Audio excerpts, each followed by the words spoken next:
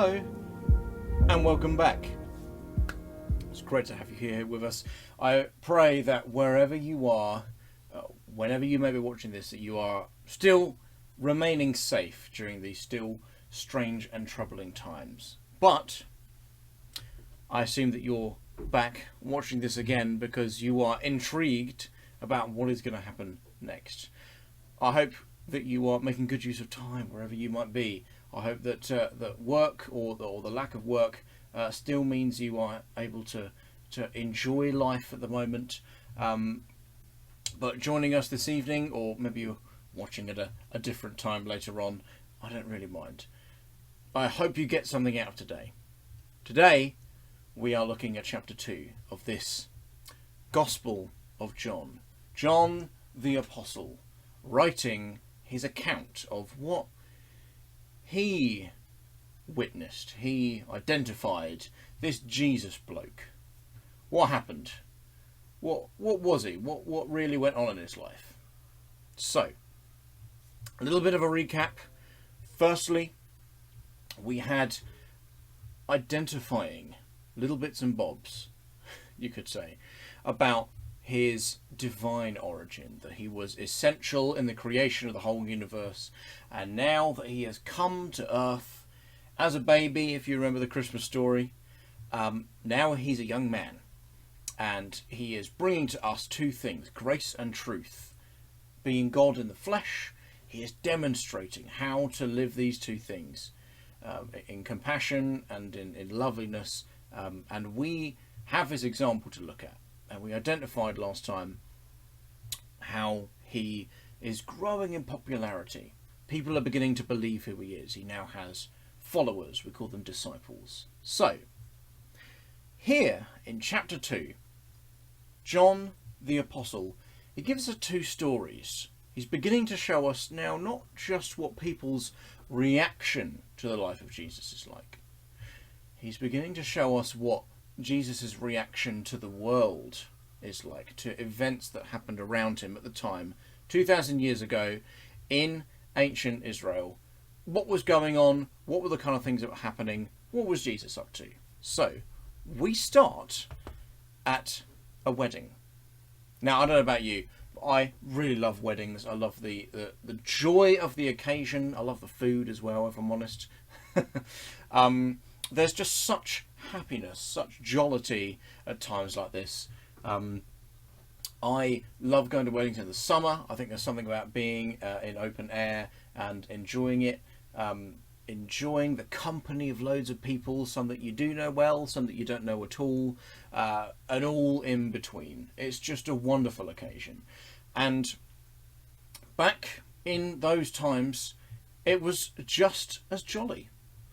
2,000 years ago, people were still getting married, they were committing to one another in love, and people were going crazy to celebrate over such an occasion. Now, if you, maybe you know this story well, maybe you know paintings like this quite well, they don't really summarise what it really probably looked like. Paintings like that were made probably about at least 1,500 years after Jesus. And so what happens is they paint people of the time, medieval, Renaissance people, they all look kind of rich. Now the reality is this wedding at Cana wasn't necessarily rich families coming together to be married. In fact, they might have been working class, they might have been quite poor families. We don't know for sure, but Jesus has been invited. And we know that Jesus is not a scholar, he's not a politician, he's no one particularly famous, not at this point. And yet he has been ended up being invited and he's brought his followers along. So, we're probably looking at quite a low status wedding. But, let's look at what happens. So, as we saw last time, Jesus has travelled to a place called Galilee. And on the third day, starting at verse 1, a wedding took place at Cana in Galilee, and Jesus' mother was there. And Jesus and his disciples had also been invited to the wedding. When the wine was gone, Jesus' mother said to him, "They have no more wine." "Woman, why do you involve me?" Jesus replied. "My hour has not yet come." His mother said to the servants, "Do whatever he tells you."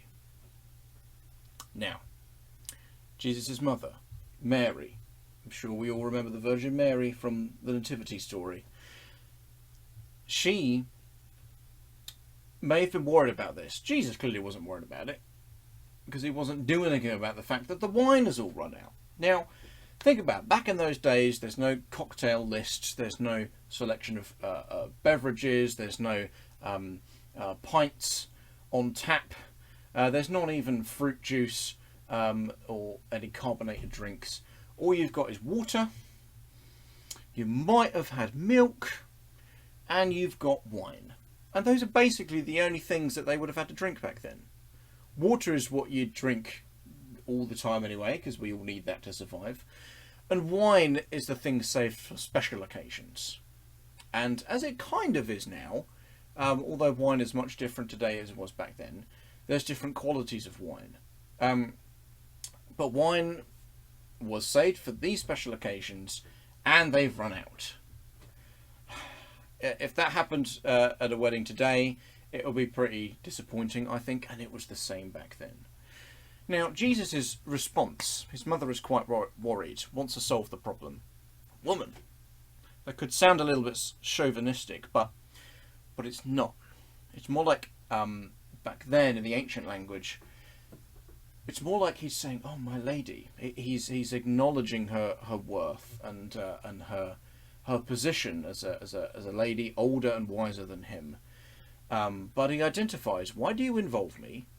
My hour has not yet come."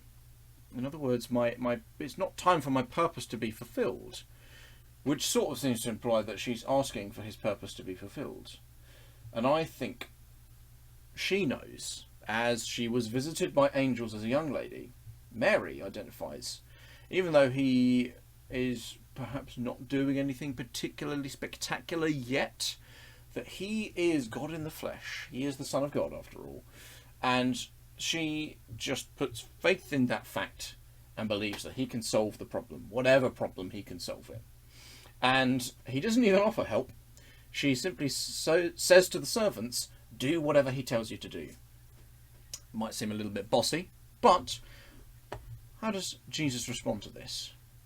Now, nearby stood 6 stone water jars, the kind used by the Jews for ceremonial washing, each holding from 80 to 120 litres. Jesus said to the servants, "Fill the jars with water." So they filled them to the brim. Then he told them, "Now draw some out and take it to the master of the banquet." Okay. So, ceremonial washing. Very regular, very important practice in ancient Jewish religion. It was something they would have done, I suppose similar to how Muslims would do today, in times of prayer and meditation, washing oneself with water, partly out of genuine cleanliness, but they had this identification that they were all impure, imperfect, but that God wanted them to be perfect and wanted people to strive for perfectness. And so ceremonial washing is sort of this image of cleansing oneself spiritually. And as we find nowadays with just normal bathing and showering, we need a lot of water.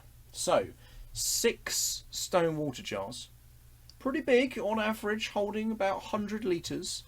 So we've got 600 litres of water, and they're filled to the brim. Jesus has told these people. Now, I don't know whether he was just like, "Oh, Mum's got me doing chores again," and he did it out of boredom. I think that's probably unlikely. I think everyone was probably filled with jollity on this occasion. The servants, however, you can imagine that this guy that they don't even know, who's travelled from 150 kilometres away, he's not part of the village. He's turned up and his mum's bossing him around, telling him to do this thing. What on earth is going on? I can imagine they just might be doing it to humour him. Or maybe they have the genuine faith to trust him. Who knows? But either way, what happens is they do what he says. Now, here's a picture of the type of thing that they would have had. This is one actually in the Holy Land. You could go and visit yourself. This one has become a bit of a shrine in a church that they've built there, but pretty open top. And you can see that it would be quite obvious that water is in that. It's not anything else. There's not a little hole in the top that makes it hard to see what's in the vessel. Big open bowl, basically. You can tell that that's filled to the brim with water if you've just filled it up yourself, especially. However, they did so. They did just as Jesus is telling them to do. Now, and the master of the banquet tasted the water that had been turned into wine. He did not realise where it had come from, though the servants who had drawn the water knew. Then he called the bridegroom aside and said, "Everyone brings out the choice wine first, and then the cheaper wine after the guests have had too much to drink. But you have saved the best till now." Now, back in their culture, it was the bridegroom's responsibility to sort out the wine for the festivities. That was basically the only thing he had to do. Everything else would be done for him. And you can imagine he'd be pretty embarrassed to find that the wine he's got has all run out. And Jesus, being at the sidelines, Jesus doesn't seek any attention here. Jesus supplies. He produces for the bridegroom what he failed to produce. But not only that, we get from this implication, from this conversation, that the culture was you'd bring out the best wine first while people are sober and still have the ability to to enjoy the good quality stuff, and the cheaper stuff you can save for when they're getting tipsy, they're getting drunk, and they're not going to notice. But here Jesus brings out the best. The best. Jesus produces the best. And still, he doesn't make any song and dance about it. I'm sure singing and dancing was going on perfectly well at a festivity like this. But he's totally humble. He does it. He does this miracle somehow. Water is turned into wine miraculously. And he doesn't give any attention to himself. Now, this little story is finished. John the Apostle gives a little thing here. 11. What Jesus did here in Cana of Galilee was the first of the signs through which he revealed his glory. And his disciples believed in him. And after this, he went down to Capernaum with his mother and brothers and his disciples, where they stayed for a few days. Now, this is a bit of John the Apostle, the writer, talking out of hindsight. What I said in the first episode was that John, at the time of actually writing this down, is a prisoner. He's in a labour camp island under jurisdiction of the Roman Empire, about 60 years after these events are actually taking place. And he is able to see, with that hindsight, why Jesus is doing these things. He's giving signs. Revealing glory is how he puts that. Now, we'll give more detail on that as you see the story unfold more and more. But, as you can see, still, Jesus is not stepping forward and saying, "Oh yeah, that miracle, that water that just suddenly gave you loads of wine, that was me." No, he doesn't even mention himself. He is just doing it so that he can supply more jollity, supply more fun, but to show the glory of God. And our human being would never be able to do that, but God can do it. So all he does is do it. The people, his disciples, saw what was happening. The servants undoubtedly would have seen what was happening, and news of these miraculous signs would naturally start to spread from this. But Jesus doesn't hang around. He goes to Capernaum, a different town, which is where his family would have been staying, and he goes there with his disciples. So, that is the first of these little stories that John has brought to us. We have this wedding, a moment of joy, And Jesus does the first of his many miracles. He's not healing anyone yet. He's not making the blind see or cleansing people with leprosy yet. He's just doing an actually very simple thing, but out of joy, wanting to bring joy to people. He doesn't want there to be frustration. Ultimately, when God comes into the picture, there is happiness. So, let's move on. The second story is quite different. Jesus is now responding to a very important religious festival in the Jewish world called Passover. And it would have been a massive pilgrimage. People all over Israel come to the capital, Jerusalem, specifically to come to this temple. Here's a picture of it. And there's a little close-up there of the centre where the Jewish people believed that the very presence of God was in this place. Very sacred. It would be like Mecca to Muslims today, that there is this one point where the presence of God is concentrated, and we go there because there's nowhere more sacred. And this one festival was a reminder of the Passover, if you know the story of Moses. Again, I recommend watching The Prince of Egypt for that one.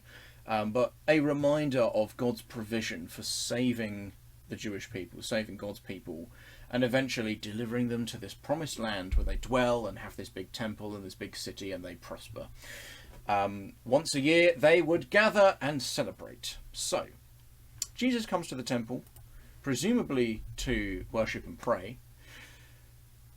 So, I will read verse 13. When it was almost time for the Jewish Passover, Jesus went up to Jerusalem, and in the temple courts he found people selling cattle, sheep and doves, and others sitting at tables exchanging money. So he made a whip out of cords and drove all from the temple courts, both sheep and cattle. He scattered the coins of the money changers and overturned their tables.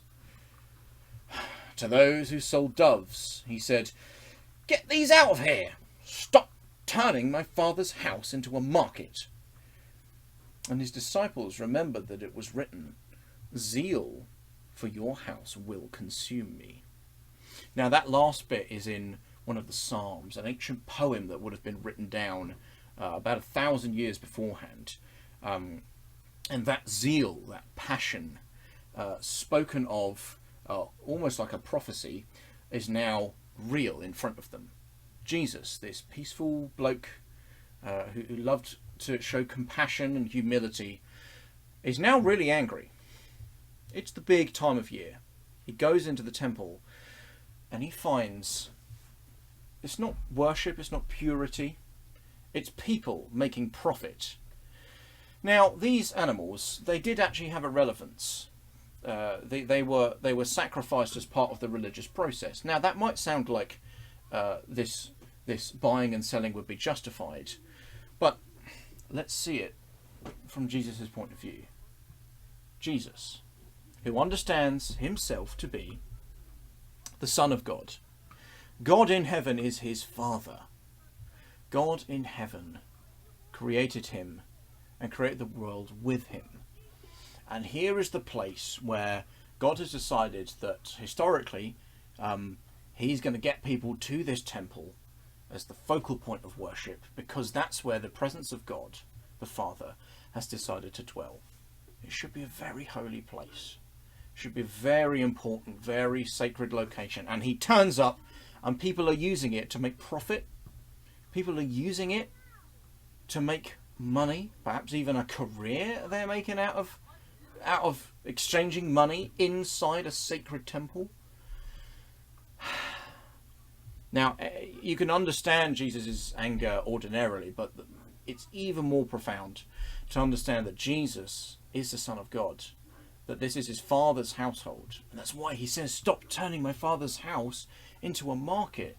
Could you imagine if you went to visit your parents, your beloved family home? You go there and a bunch of people that you don't know have turned up and have started grabbing the silverware, grabbing the vases, grabbing the heirlooms, and are trying to sell them off. wouldn't that anger you? It's the same anger that we first see here in Jesus, perhaps. Now, these people believed they were doing the righteous thing, so they respond. The Jews then responded to him, "What sign can you show us to prove your authority to do all of this?" And Jesus answered them, "Destroy this temple, and I will raise it again in 3 days." Okay, bit of a weird response there. So they're looking to him, this somewhat nobody, this carpenter's apprentice.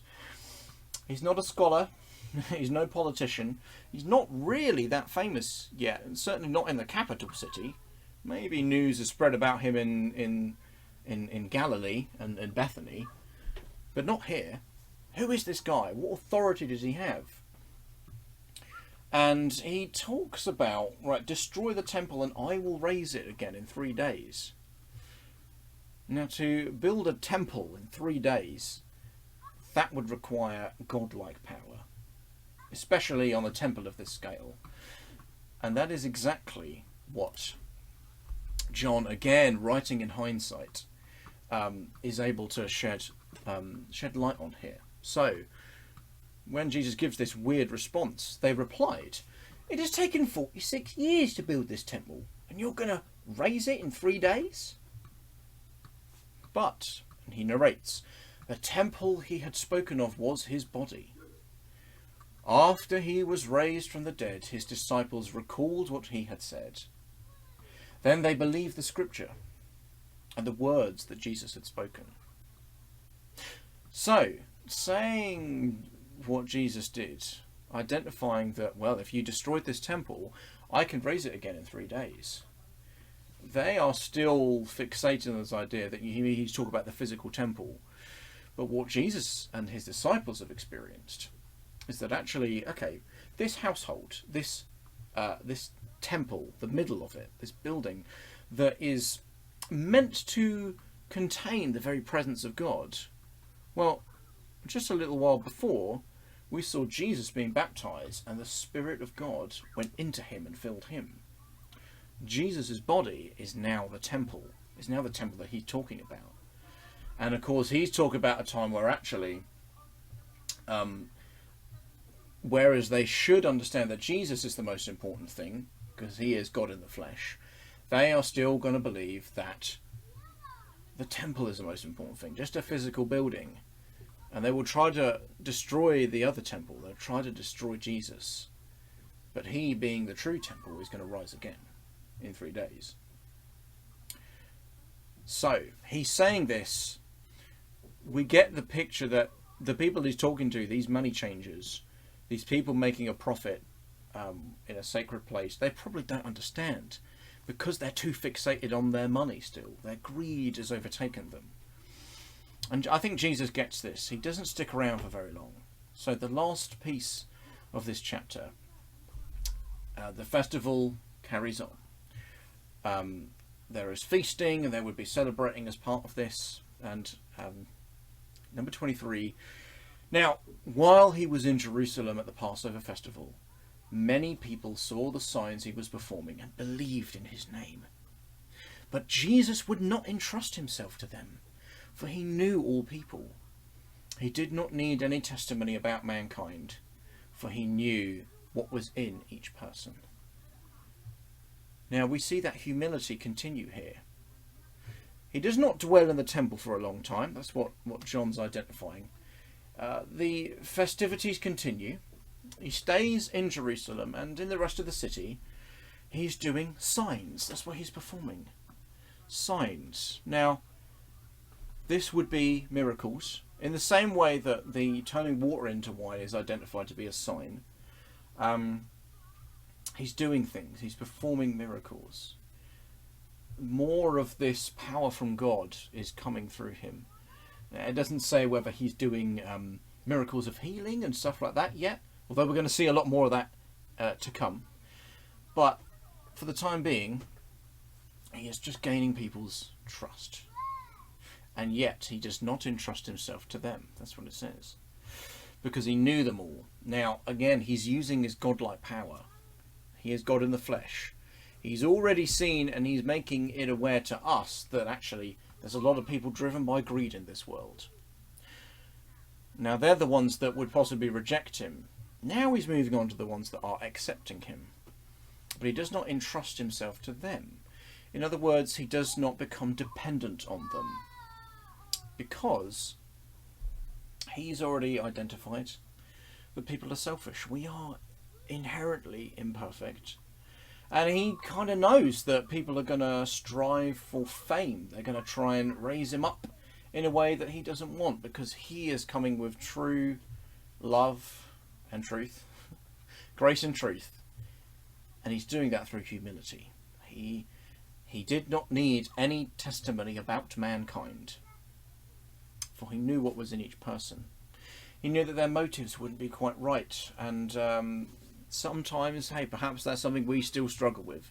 Even when our motives feel righteous, we can't necessarily prove that they are. Only Jesus is in this case. Only he is pure, because only he is the one that is God in the flesh. We can still strive to be like him, and that is why he came, as that demonstrator. We have a bit of a clearer direction to look in when we have his example. But he is not looking, like a politician or perhaps a scholar would do, to be made famous by praise of people. Because he's confident. He's already got all the praise of heaven. He doesn't need human beings. He doesn't need mankind to bolster him. He doesn't need anything from human provision to help him out. He's already got all that he requires from God, from the kingdom of heaven. So, here we've had a couple of these stories. We see firstly Jesus acting at the sidelines to continue to give jollity to an already joyous occasion, and then we see a righteous and truthful anger from Jesus. Now, all through this, I think there's some very important and really cool things we can take from this. Firstly, the people at that party that we started with. Now, Jesus travelled, as we know. He wasn't a local, so a lot of people wouldn't have known him, and yet he still provides for them. I think life is like that. Whether we know Jesus or not, what John is originally proclaiming is that Jesus created all things. So, Jesus provides for us every day. Whether we choose to know him and be in relationship with him or not, he is provider. He is giving us goodness. And it's showing us, he's showing us his demonstration that it wouldn't still be right for him to get all the attention. But wouldn't it be nice of us to thank him? Now, that's the first thing. The second thing is, now, we don't really have kind of religious sites like this temple in Jerusalem. The closest thing you might have is a cathedral, something like that. But even then, what Jesus is saying through this story is that the most important thing is him. Not a building, not a structure, but it's him. And I think in this time, I'm noticing fascinating things about the way that Christians are acting. We think about church often as the building, as the structure where people meet on a Sunday morning. But in fact, church is so much more than that. Church is the community. And through online, through social media, the church is actually becoming super active, arguably more than ever before. And more people are finding sermons and enjoying them than ever before online. The church is reaching people that they wouldn't otherwise be able to reach with love and kindness. Isn't it just proof that actually it's not about a building? It's so much more than that. A building is so finite, can only achieve so much in of itself. And even then it depends on us using it correctly. But actually Jesus is saying, no, you've got it all wrong. Even those who thought they had it right, or those who were making a profit out of something that should have been sacred. Now, I know there are many people out there that are hurt or angered by the fact that there are perhaps church organisations or maybe individuals who have so unrighteously and so selfishly used churches, used Sunday services, used the message of Jesus to get profit, to make money for themselves. And if you hate it, well, hey, don't worry, because Jesus has proven that he hates it as well. You know, money isn't a bad thing. We all require it to live. But for people to turn something that should be beautiful and sacred into an opportunity to make money, well, Jesus is identifying that that temple is his body. And to make money out of a body, is that not prostitution, effectively? For people to prostitute off Jesus' body, I think he hates that perhaps more than a lot of other things. I'm not God, so I can't say what he hates more than others, but Jesus' reaction is definitely proof that he hates it. So I want to just say quickly, for all those who may have been hurt by that, on behalf of the church, I'm really sorry. That was never how it was meant to be. I wish Jesus was there like he is now at the moment. We're driving out everything that was incorrect. But the fact is that Jesus is the one turning the wrong into the right. If we sit and complain about something that we don't like, actually the problem isn't solved. We have to focus on Jesus. We have to focus on him, the demonstrator of grace and truth. And we can see he didn't seek his own fame. He didn't rely on us because he didn't want to depend on imperfection. He just trusted in God. He made the main thing, so to speak. So in this time where it's super easy to be confused by all the conspiracy theories going around, all the different news going about, we don't know how and when this lockdown is going to be lifted, but it's going to come eventually. But there's still lots of confusion around.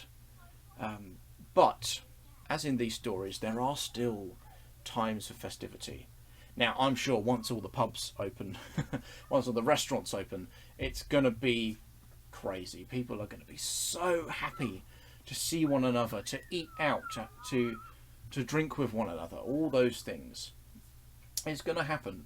Festivities are perhaps just a part of human civilization, and it might be easy to forget God and all of that. But remember, like that story, he's at the sideline, he's supplying, he's working, and he's giving good quality.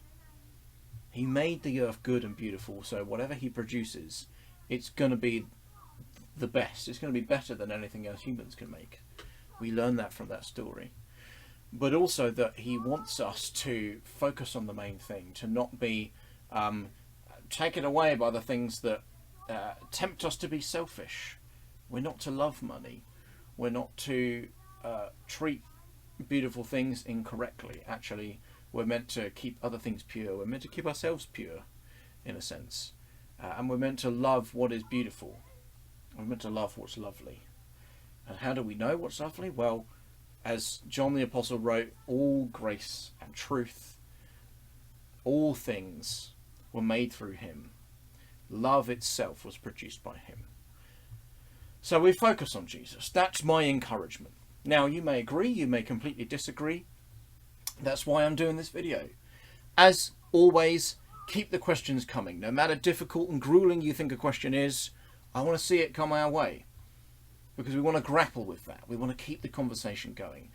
Keep the flow of debate, if need be. We want to tackle the toughest questions. Because we believe that Jesus brought the truth. And we don't discover the truth unless we talk about it, basically. Unless we investigate it. So, wherever you are, I hope you really enjoyed these couple of stories from the early time of Jesus' adulthood, where he is now reacting to the world around him, gifting to the world, getting angry at the bad things, and overall showing humility. There is so much we can learn from that for this time in lockdown and for afterwards when civilization goes back to normal. So, until the next video, I hope you are keeping safe. I hope you really enjoyed that. I hope you have questions. Until the next time, God bless.